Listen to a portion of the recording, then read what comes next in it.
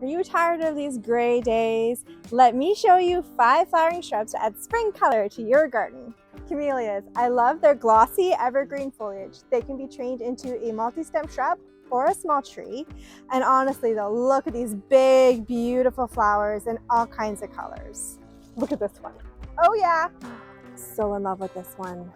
Pieris japonica is a great shrub that you can add to your garden even if you have a small space or a large space. There's dwarf varieties and some that get quite large.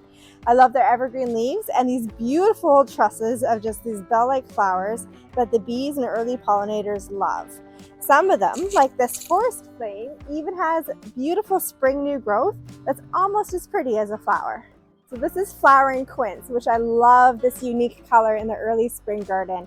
The flowers really pop because they come out just before the leaves do. It is a multi-stem shrub, low maintenance, and a great way to add color to your garden. Salix caprea pendula, or our weeping pussy willow, is a great way to add a little bit of height to your garden. This guy will be about 8 feet tall with some nice drama for the winter interest. I love the fuzzy catkins, which will open up as they mature to these nice little fluff balls that the pollinators just go crazy for. Daphnes. These are a great way to add wonderful fragrance to your garden. I love this variegated leaf.